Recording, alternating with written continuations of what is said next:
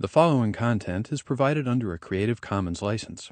Your support will help MIT OpenCourseware continue to offer high-quality educational resources for free.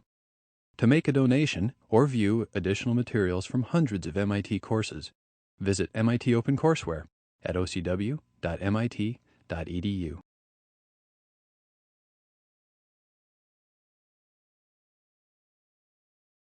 Good evening, people.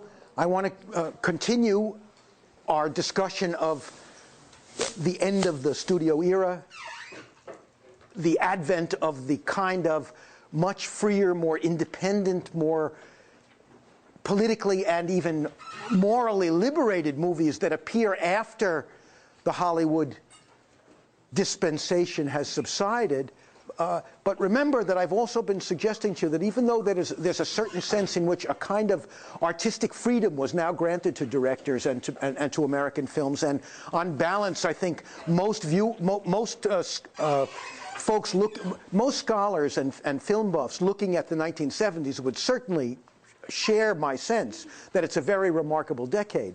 But I think they might also share my sense that the films had given up more than they realized, certainly more than they were conscious of, that the shift in the what we might call the media ecology of the society, which enabled this level of freedom for movies, also carried with it a tremendous cost. And remember how decisive the numbers are. I've mentioned them a few times in this course.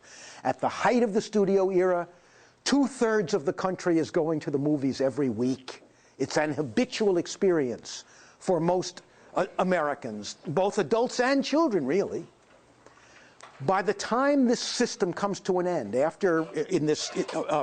the time the movies have been, as I've suggested several times in the course, supplanted by television as the new central storytelling system of the society, by the time that occurs, at the end of the 60s, most Americans are going to the movies only once a year.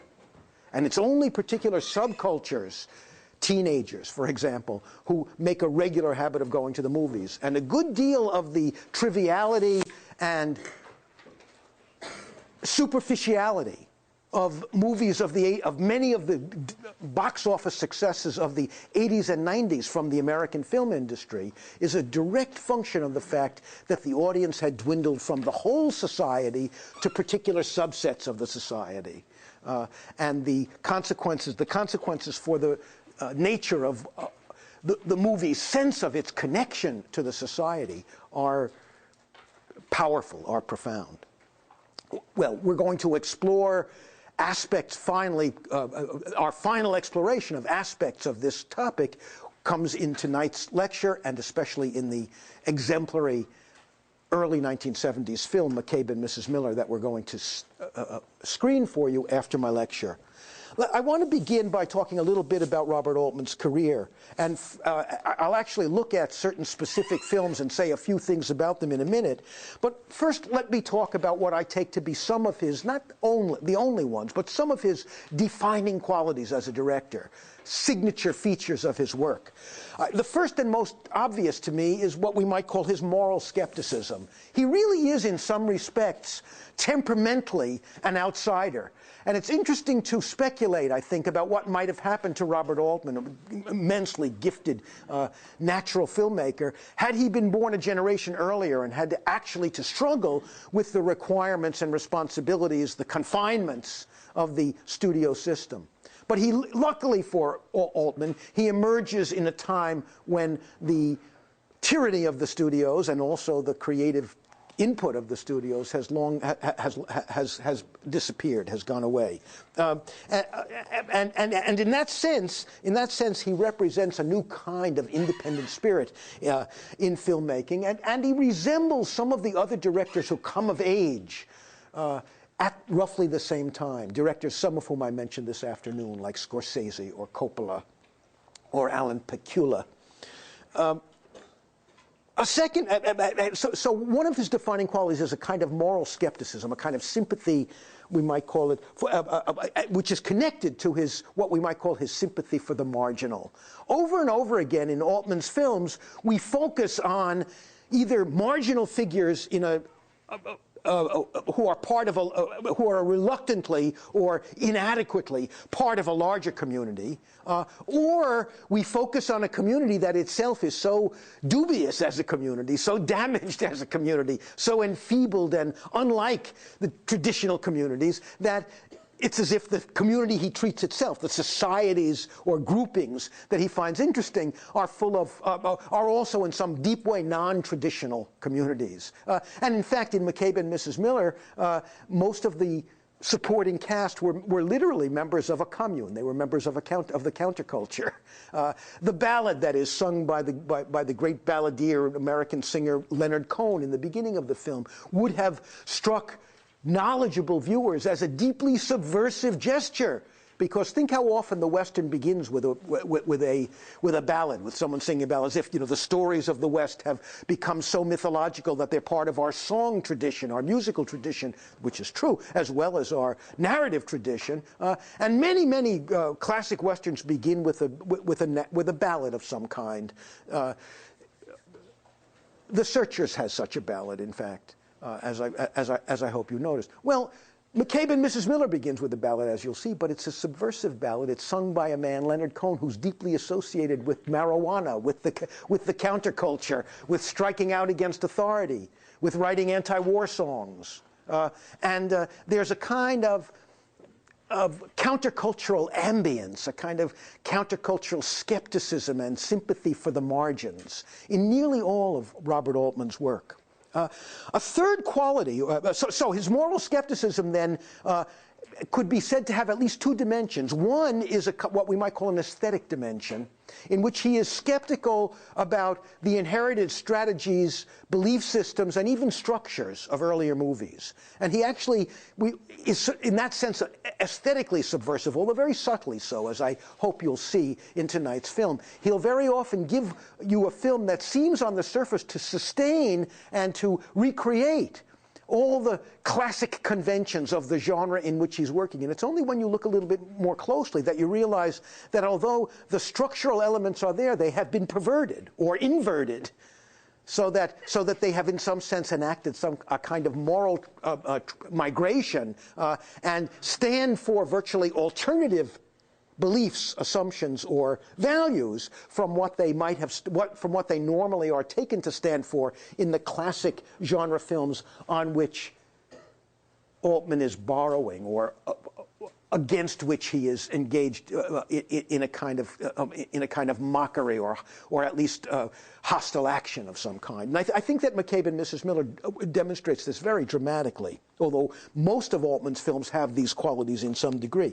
The second quality of his moral skepticism is, would be not now related to his aesthetic principles, to his filmmaking practice, but would be more broadly associated with his politics, with his general ideological view of the world. And even there, especially there, maybe Altman styled himself a rebel.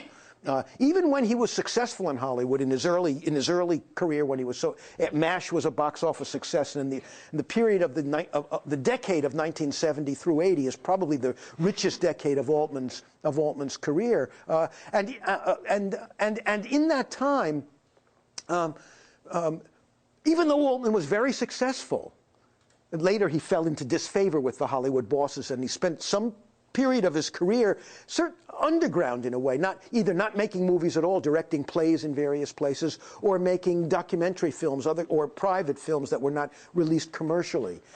Then he has a resurgence later, before the end of his life. The last 10 or 15 years of his life are again involve successes at the box office.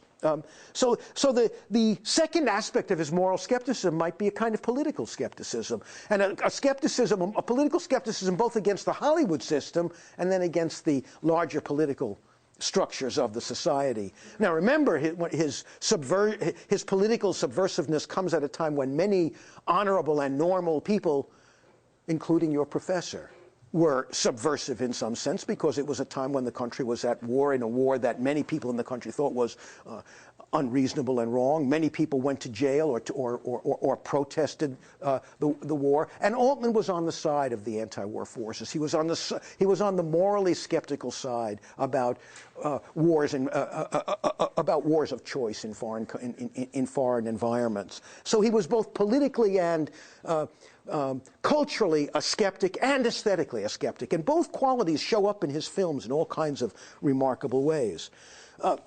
I've talked about how that leads to a kind of sympathy for marginality, for the condition of marginality, and for characters who belong on the margins of the society, who live on the margins. And he loved to make films often about certain kinds of human communities, subsets about small versions of human society, comprised entirely of misfits and marginal characters. He had and he even has a sympathy for what we might think of as unconventional appearance. So that, many of the actors, and especially the secondary background actors in his films, might actually be in ads for grotesquerie. He loves the grotesque. And he often, and at least his background characters often have a sort of grotesque element in them. There's a love of the of the weird and the strange in Altman that you can feel in his films, in his casting, and in his subject matter. Another aspect of, or another thing that I would identify as a kind of defining quality for Robert Altman is the relation in his films, especially his mature films, between plot and character. There's a tendency, it's an aspect of his skepticism. He doesn't like structures that control him. And from one angle, if you think about storytelling or narrative, plot is a kind of controlling feature. Especially if you allow the plot to take the foreground of to assume a position in the foreground of the text, the plot can become a kind of iron hand controlling the choices the director makes, controlling what can happen to the characters. And certain forms of action-adventure, what happens next, the sequence of events and the visual excitement of watching those events is virtually the only interest you have in film. Those totally plot-oriented films tend to have stereotyped or flat characters in them. But Altman, even when he embraces certain genre principles that require what looks like a conventional linear plot, often tries to subvert the linearity of his plot. There's a kind of digressive or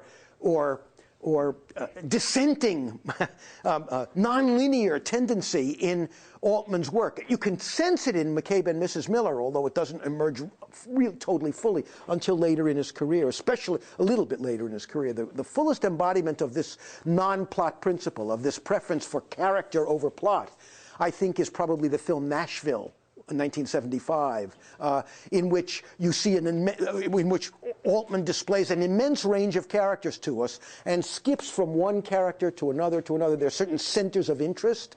They seem to have no connection to each other, and you sit there in the film. When the film first came out, it actually elicited a number of negative reviews from reviewers who were angry about the fact that the film took virtually its whole length to make clear that, in fact, there was a connection between these characters. The complaint against the film was it was plotless. Well, that wasn't exactly true. It wasn't plotless. In fact, all the lines of the plot do come together toward the end of the film.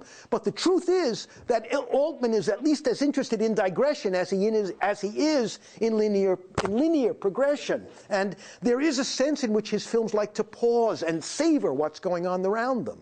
And if you, as you're watching McCabe and Mrs. Miller, one of the things you might ask yourself at a certain level is, what's the through line of the story? I mean, in fact, it feels when you're watching McCabe and Mrs. Miller as if it doesn't have at least a conventional Western plot. As the film goes on, you begin to realize, yes, the story here is about the growth of this town. It's really in that sense, the film really is a founding myth, an ironic, mocking founding myth. But while you're watching the film, you're interested in McCabe and you're interested in some of the other minor characters in the town, but it's hard to identify what the actual subject of the film is at first. Well, Altman likes to leave his audiences in a little bit of confusion of that sort. In other words, he doesn't like to satisfy the narrow desire to have a clear linear plot. He prefers some principles of digression. And one of the reasons that he does, apart from the fact that he wants to savor the experience of the world, and he's attentive to so many aspects of experience that he wants to often bring all of them into the film. He's very interested in sound, for example, and in the way sound operates in the world. And he does odd things with his soundtrack, as you'll see in McCabe and Mrs. Miller. I'll come back to this in a minute. His preoccupation then is with trying to create a situation in which character unfolds, and he'll always sacrifice what a more action-oriented director might think was the most important thing in order to explore character more fully.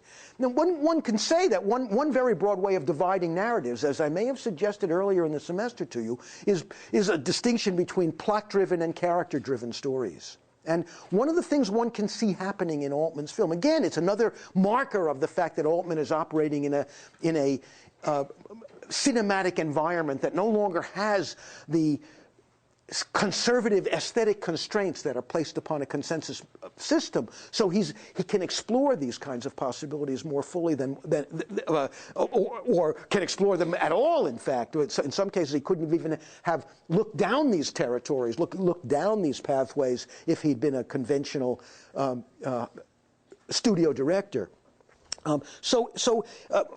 A distinctive feature, then, of the way he works is this tension between plot and character, and the emphasis that Altman will almost always put on character. The way he'll even subvert your interest in what is going to happen next sometime in the film. And as you're watching McCabe, you might sort of think about that. You don't ever feel that the film is flagging. You always are interested in what happens. But after a while, you suddenly realize that you're not being carried along by the momentum of story itself in the way you are in a normal film, or in what you would think of as a conventional film. And McCabe is only a minor version of this. As I say, Nashville is a much more dramatic instance of this. Finally, another distinctive, not unique, but distinctive feature of Altman's work, and this occurs especially powerfully as his career continues. It's really a kind of, you can sense it earlier, but it actually becomes a dominant topic later in his career, after he's very successful. He has great confidence in himself. By the end of the last decade of his life, he's conceived of, I think, as a kind of master movie maker. And he finds it very easy to get people to appear in his films, and that's where this principle comes in most fully. He's interested in blurring the distinction between fiction and reality. And in fact, in some of his films, I think Nashville is the first one in which this happens. And then he returns to this trick or this strategy much later in his career in a whole series of films. In Nashville, there are some performers who are playing themselves. They're not fictional characters.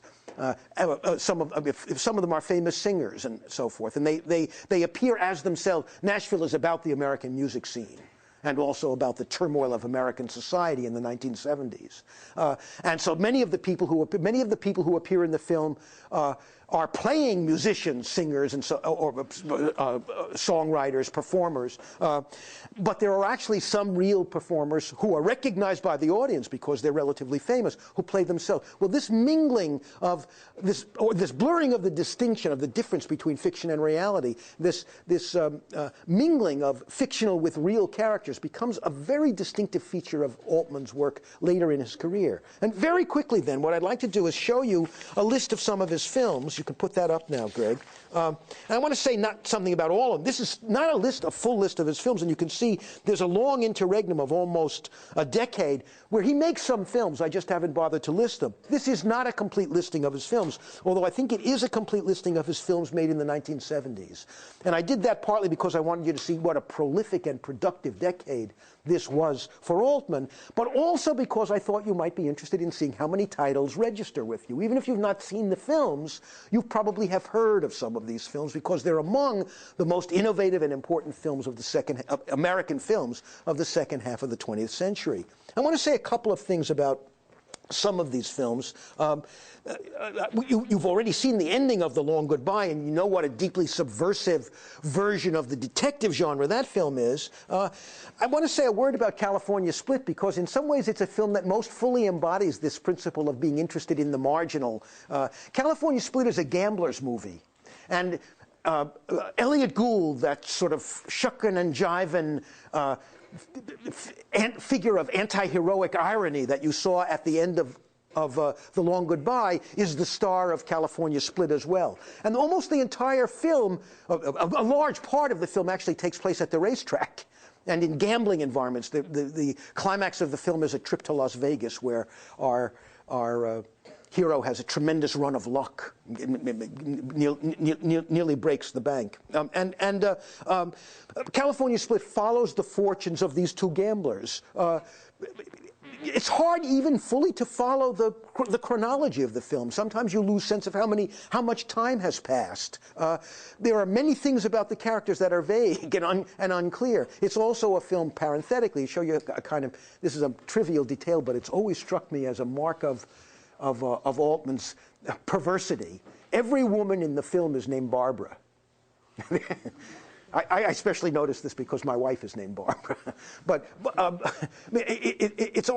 I think the perversity had to do with Altman's idea that I'm creating a kind of slice of life movie. Thieves Like Us is a particularly characteristic Altman film, not only because it has a kind of plotless amorphousness to it when you first look at it, even though it has great excitement in it, and a great emphasis on character, and a great emphasis on marginal, weird people who sort of are not solid citizens in any way. But it also carries another signature feature of Altman's work, which I did not list on my outline, and that is he was very prone to allow his actors to improvise when they got in front of the camera. Or not literally when he was shooting, but they would improvise, work something out. He didn't work from a set script, or he would allow departures from his script very easily and quickly. One of the reasons he loved to work with Elliot Gould was a particularly gifted improvisational actor. And there's a kind of authenticity in the performances in most of Altman's films that partly come from the fact that he was deeply interested in trying to create an illusion of authenticity that was much more intense and much more compelling than what the traditional Hollywood movie offers. He really wasn't interested in the fancy lighting and the very elaborate patterning of the Hollywood film. There was something he liked grit and dirt and imperfection, and you can feel these elements in his work, and you can especially feel it often in the performances of his actors who loved working. The ones who liked working with him really loved it because it gave them a significant creative part in the film itself. So Thieves Like Us is a relatively minor Altman film in certain ways, but it shows his interest in character, his lack of interest in plot, and his love of the marginal and of course of improvisational performance. I've mentioned Nashville already. Maybe I should say a little bit more about it, simply because it really was an unbelievably influential film. The film seemed to desert conventional plot. Almost in an arbitrary way for its first half, simply to look at various characters who had musical ambitions and were bound for Nashville. That was sort of the only through line in the film. Everyone's going to Nashville. And you really wondered as you were watching the film, what could these characters possibly have to do with each other? Will they ever come together?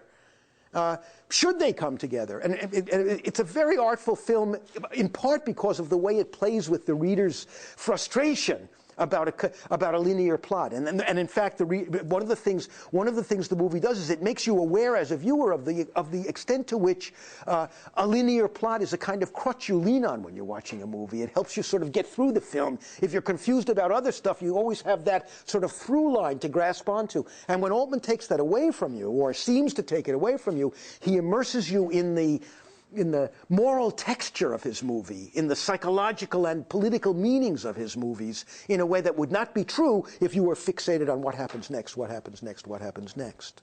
I want to say a couple of words. I've mentioned Buffalo Bill and the Indians to you earlier, and it's one of his most subversive westerns. It's interesting that he went back to the western genre in this very creative period of his career, and I think one of the reasons was he understood that there were aspects of the genre he hadn't made enough fun of. There are aspects of, he hadn't quite destroyed he hadn't quite ruined all the sacred truths, to use a phrase that I'm going to refer to later when that I have in my outline for McCabe and Mrs. Miller. So he wanted to return again. And that, of course, is the film that has, that, of course, is the story about those Wild West shows I spoke about last week.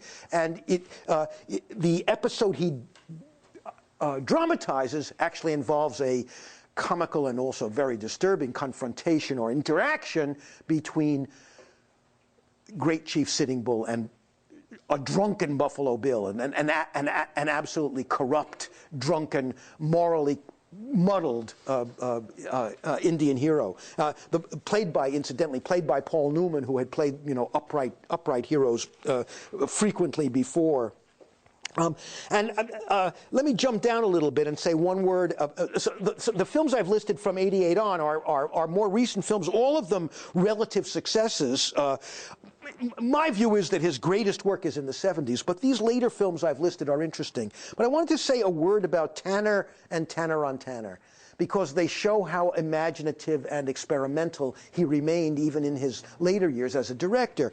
As some of you may know, Tanner is not a movie, it was a television series. And it was a very interesting television series in which we could see Robert Altman further developing this interest he had in this confusion between reality and fiction.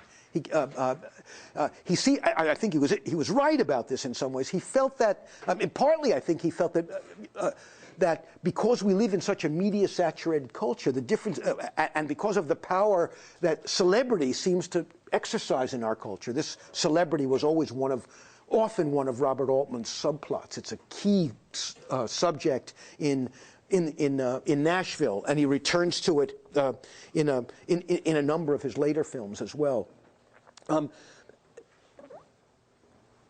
The trick of Tanner is that it purports to be a documentary following a Democratic presidential candidate in the Democratic primaries of 1988. And he got an actor, one of his favorite actors. He actually has this actor, I think his name is Michael Murphy. He has a role in McCabe and Mrs. Miller. He's the younger company representative who comes near the end of the film to negotiate with McCabe about selling his interest in the town.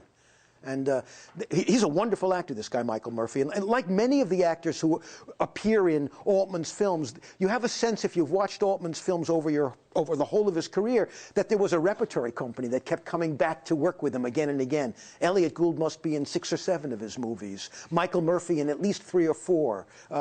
He has favorite actresses, too, who love to work with him. And Julie Christie is one, the star of tonight's film. Warren Beatty is another of his favorite actors, although Beatty was such a big star that could generate his own films. He didn't need Altman as much as some of these other actors did. In any case, what the trick of Tanner, the strategy of Tanner, the really memorable thing about Tanner, it was, I think, a very significant television event, is that the fictional Tanner, played by this guy Michael Murphy, and treated with complete seriousness. I mean, we mostly saw him through the eyes of his press managers, his press handlers. So there was a great cynicism about the political process and the gossip of the journalists about the presidential candidate. But the real genius of Tanner was that we saw Tanner on the stump with the real presidential candidates. And they cooperated. The real presidential candidates cooperated in the making of the film. And there were actually scenes in which the fictional Tanner gets into a conversation with Michael Dukakis, who's also running to be president there. And then there's an interview with Michael Dukakis in which Michael Dukakis assesses the danger that Tanner represents to his candidacy. So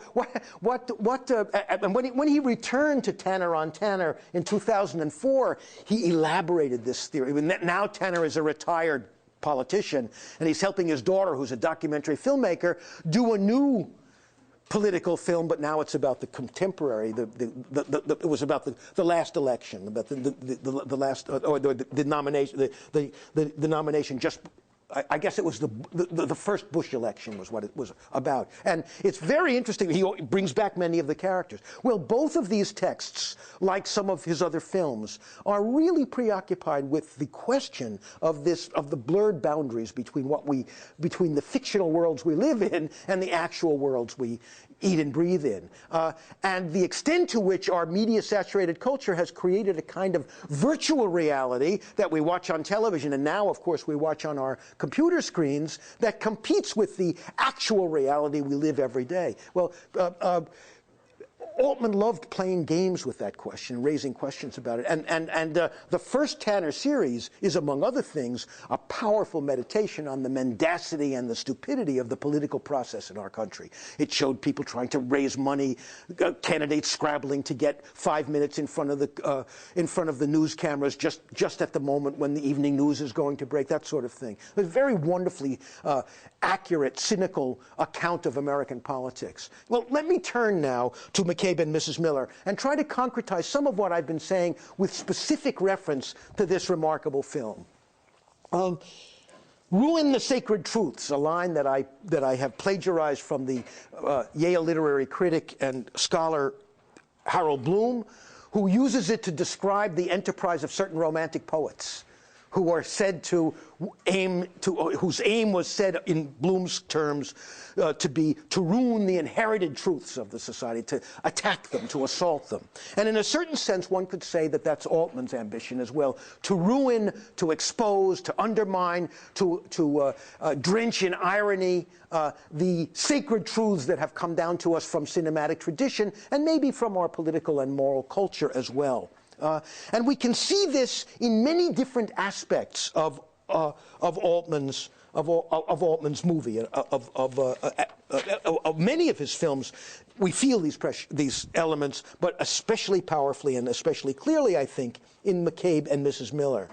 One might say, in fact, that the whole energy of McCabe and Mrs. Miller, the whole energy of the film, resides in a kind of tension or clash between the conventional expectations that we have about Westerns, and even the conventional expectations as they have been complicated by the serious and enlarging and already ironic Westerns of the late 50s and early 60s, a kind of tension or clash between the expectations we have about traditional Westerns, no matter how ironic they might have been, and the gritty, comical, uglified, and humanized reality that Altman actually presents us with. And almost every element of the film has this kind of shock of recognition in it. Let's take the question. Watch, for example, how the film treats both the soundtrack and what you visually see.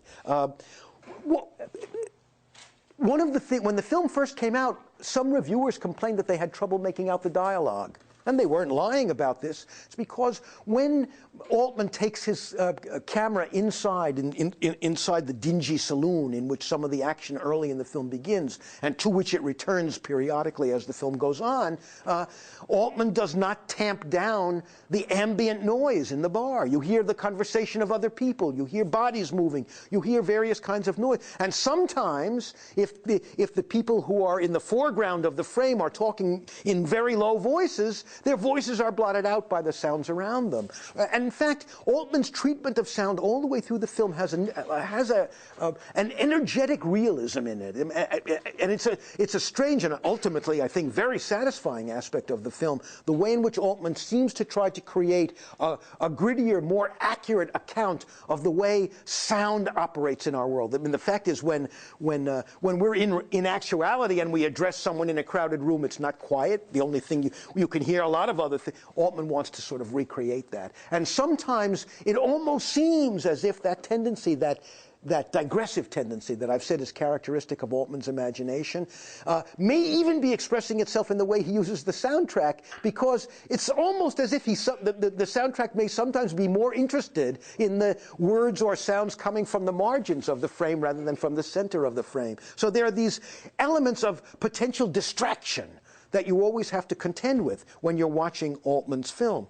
The same thing from another angle could also be said to be true in some degree of the way the images work in the film. Watch especially for the color palette that Altman uses. He plays around with light and dark, with certain kinds of, with a certain kind of cold, dark, damp feeling, and he contrasts that with a kind of lighting that suggests not incredibly bright sunlight, but a kind of nostalgic golden sunset kind of imagery.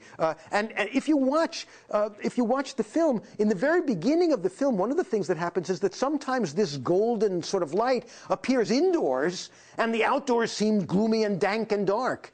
And then later in the film, this division between light and dark undergoes an alteration. And you might ask yourself why.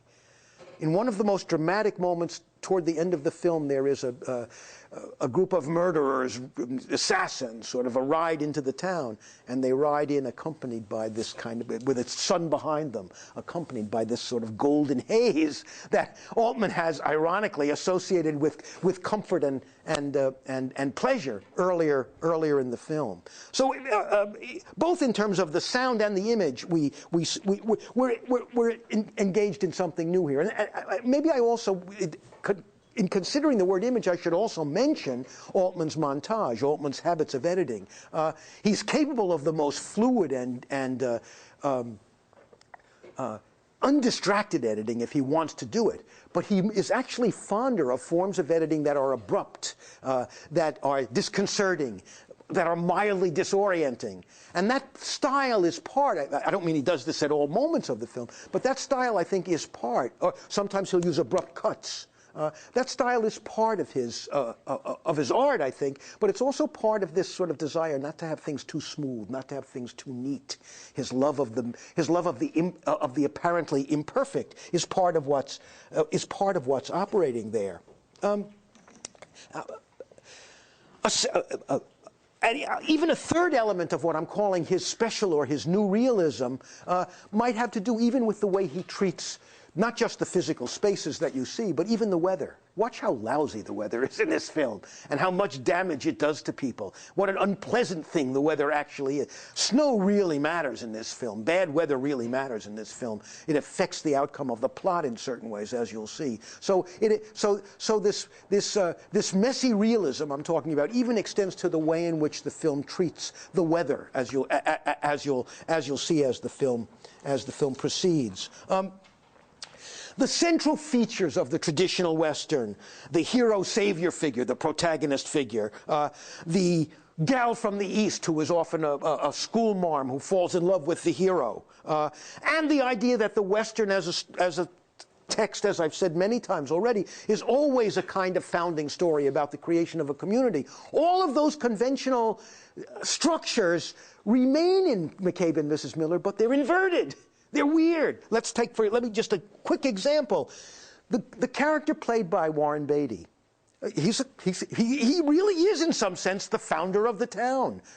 There's a miserable mining, it's a mining camp. It just has a saloon in it when the film opens. And McCabe arrives. He's the great gambler. He's actually a visionary entrepreneur in a certain way, although in a very ironic sense. And the story is an ironic entrepreneur story, a Horatio Alger story. This gambler, McCabe, comes to town, looks the place over, gambles for a while with these poor schlubs who are suffering on the very margins of civilization, and then goes away. And when he comes back, he's bringing prostitutes with him. This town is not built by noble intentions. It's built by a whoremonger who brings a bunch of prostitutes into the town and sets up the town's first house of prostitution. And in fact, McCabe becomes the biggest landowner and the richest man in town, not because he has the entrepreneurial vision of an Andrew Carnegie, although actually if we look closely at Andrew Carnegie's life, we might find he more resembles McCabe than his biographers have acknowledged, right? But in other words, it's as if what Altman is doing is he's telling a kind of ironic or mocking or anti-heroic Horatio Alger story. Right? And, and as the story unfolds, certain lovely things begin to happen. One thing that begins to happen is we begin to see a soft or a vulnerable side to the McCabe character. And when the schoolmarm from the East figure arrives, she's really from the East. She's not even from the East of the United States. She has an English accent. Right? It's Julie Christie. But she's not a schoolmarm. She's a retired whore who is now a manager of whores. She's a whore mistress, an expert in running whores. And in fact, as soon as she arrives in town and partners with McCabe, McCabe really begins to make money. And what we begin to realize is McCabe really doesn't know what he's doing. McCabe had a kind of vision, but he doesn't really even know how. And there's a wonderful scene over a meal, in which the Julie Christie character, who wolfs down her food like some John Wayne character, while the McCabe character looks very askance at her. Well, there's a scene in which Julie Christie, in effect, explains to McCabe how little he knows about how to manage women. And then what develops is a kind of love affair between McCabe and this prostitute.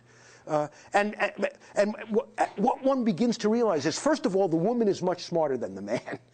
And you can see her despair being generated as the story unfolds and McCabe is manipulated by other people. She knows the powerful forces that McCabe will be up against by the end of the film.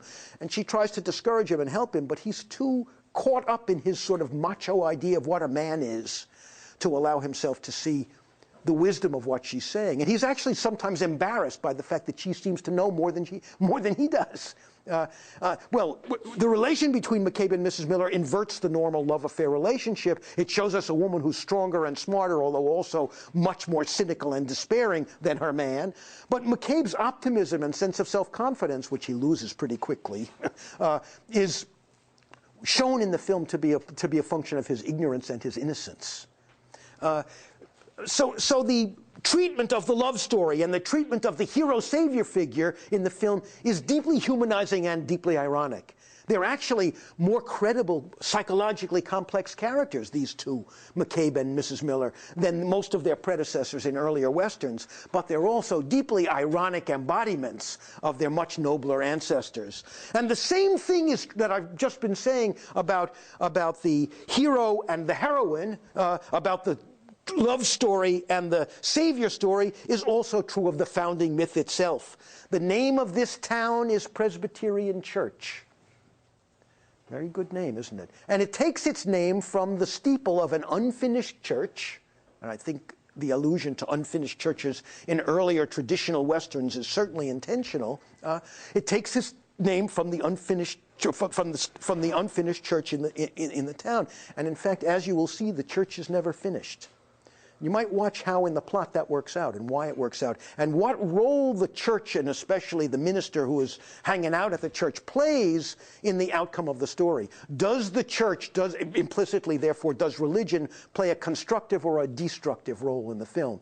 I'm not giving too much away to tell you it's obvious which answer is appropriate. It plays a destructive role. Just as it's hostile to certain political myths about the founding of the West, the film is also hostile to our pieties and complacencies about the role of religious institutions in our, and especially in the founding of our society. So watch how it works itself out and how that traditional icon of the conventional Western has its meanings and its significance inverted and subverted in this film. There's one crucial film, conventional Western, to which this film directly alludes, I think, or at least implicitly directly alludes. It alludes to other films as well, but there's one especially, and I want to show you a clip from it because it has its own distinction, and it reminds you about not only about the sort of ballad dimensions of the Western, but how stylized and heroic in a certain way the conventional Western is, and it'll be a nice contrast with the anti-heroic qualities of McCabe and Mrs. Miller. And this is a scene from the very beginning of a film made in the early 50s called High Noon, starring the traditional, the most iconic, the first or second most iconic of Western heroes. If John Wayne was the first, then Gary Cooper was the second, and this stars Gary Cooper. But the main reason I want you to see the film, see this opening of the film, is because it's very important to McCabe and Mrs. Miller, and there's no doubt that Altman expects his audience not only to be thinking about many prior Westerns to contrast with what happens in this Western, but he certainly expects his audience to remember specifically the beginning of High Noon and the way High Noon plays itself out.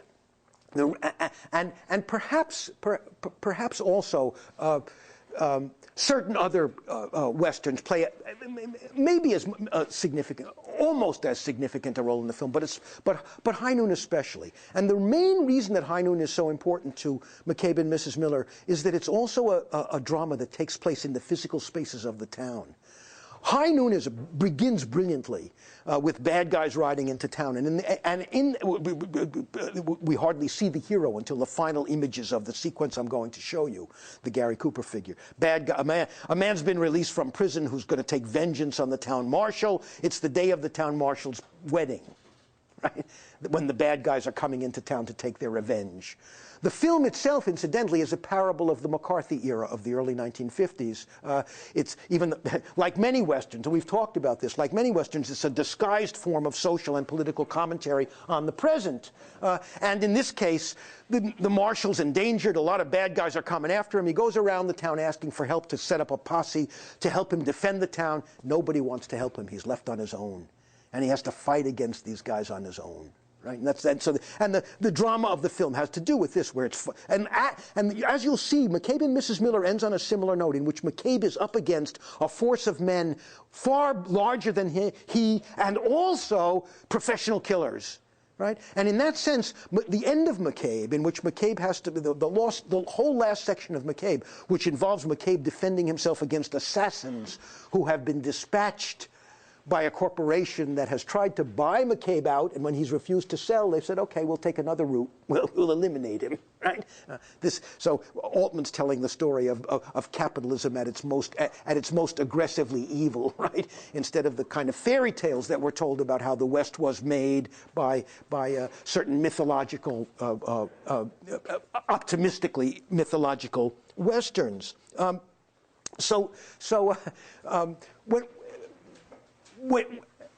When McCabe defends himself at the very end against these larger forces, one of the things that gives him an advantage, and one of the most interesting moments in the passages in the film occurs here, has to do with his knowledge of the town. He helped build the town, so he knows every nook and cranny of the town. And he's able, in part, to hold his own against 4 other men who are actually much better with violence than he is because of his knowledge of the town. Something of that same kind of thing happens at the end of High Noon. The beginning of High Noon is exciting because what it shows is the film is exploring the territory that it will later return to. So I'm showing it to you because I think, in part, it's interesting. It's a nice contrast. There's no question that Altman expects us to have this film in our minds when we're watching McCabe. Okay, great.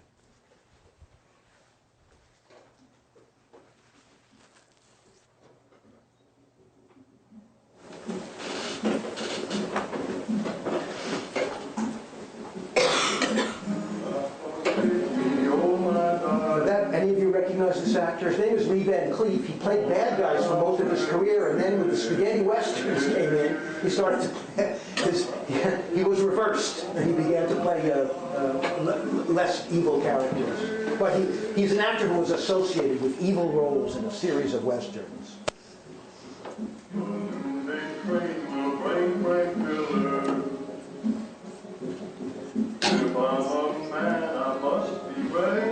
The singer is Tex Ritter.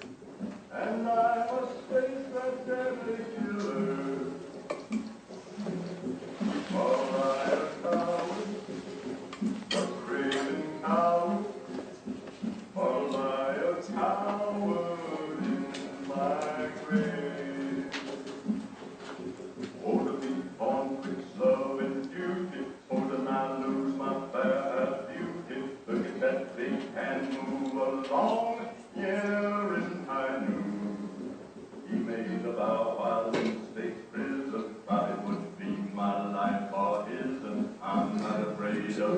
also wanted you to see this beginning so you could hear this ballad and contrast it with Leonard Cohen's stoned aria. Leonard Cohen sounds like he's singing out of the counterculture. And watch the different subject matter.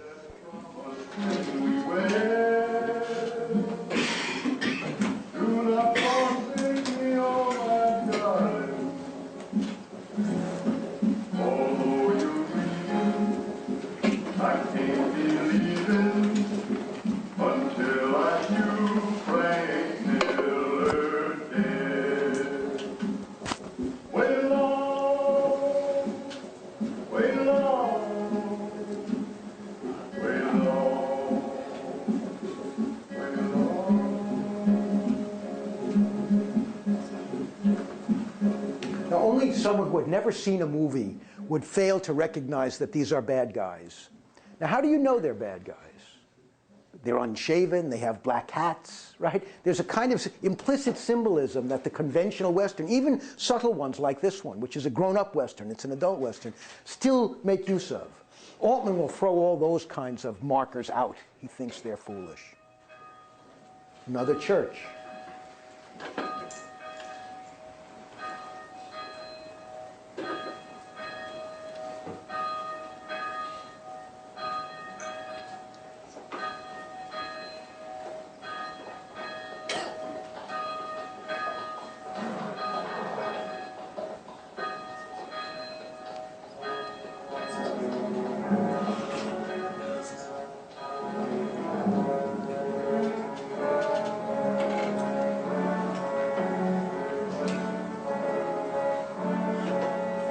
Think that's heavy-handed?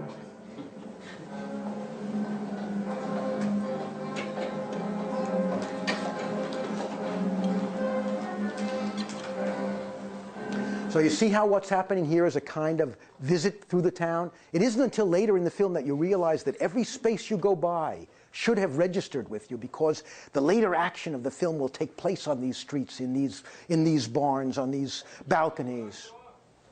Come on, open her up. We're going to have a big day today. Come on, get the door.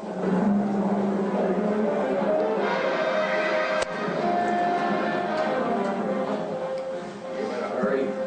Yeah, I sure am. You're a fool. Come on.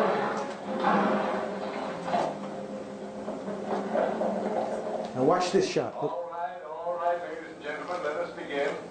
And there's Gary Cooper, And the bride and groom kindly step forward. who will be our hero. And in fact, he's marrying Grace Kelly, who in this film is a Quaker. And guess what one of the climactic events in the film is? The Quaker lady fires a gun to save her beloved, violates her moral principles, and kills someone to save her man. Okay, stop. Now, I don't want you to think that can we have the lights again, Greg? I don't want you to think that I'm suggesting that High Noon is not a remarkable movie. It is. It's one of the very, very good Westerns. It has great subtlety and power in its own way. But I think that Altman definitely wanted us to think about the radical differences between the universe imagined in McCabe and Mrs. Miller and the world as it's imagined in even subtle adult 50s Westerns. So many of these things are crystallized for us in the remarkable conclusion of the film. And I hope that you'll pay a lot of attention to that. It's an extended sequence, and it operates according to a principle of parallel action. The church I mentioned earlier catches fire. Watch why it catches fire. It's connected to the plot. And while the church is burning, most of the town gets together in a kind of comic bucket brigade to put the fire out. They are partly aided by a new fire engine, a mark of the town's growth, right, that arrives at a certain point in the history of the town. The fire engine, I believe, arrives at the same time that Mrs. Miller arrives in town. They're both equally important historical events for the town's future. But the arrival of the engine suggests of the coming of civilization, right? And there's a certain sense in which the fighting of the fire is actually almost treated like a slapstick event. Real film buffs would actually recognize visual allusions or references to the Keystone Cops era. I don't want to exaggerate this, but you'll see it. I mean, there actually is someone carrying a bucket that has a hole in it, water's falling out, that kind of thing. And they're incredibly ineffectual in their trying to put out the fire. I don't think they succeed very well. The church essentially is destroyed, or at least the steeple is destroyed. But what happens, nonetheless, is the town has come together. And it's actually a moment in which you actually feel that the town's identity is being forged as these disparate people, the whores and the barbers and the respectable people and the saloon keeper, all get together to try to put the fire out. So it is a moment in which the town is really a-borning, right? While that is happening, McCabe is being stalked by the assassins. The creator of the town, the founder of the town, is in a fight for his life while this slapstick firefighting is going on. Watch how that works itself out. Watch how, and then pay a special attention to the profound, disturbing ambiguities of the ending. One of the reasons I admire McCabe and Mrs. Miller so much is that it seems in many ways to satisfy the desire one has for the trappings of a conventional Western. They're all of the elements that you think should belong to a serious Western are present.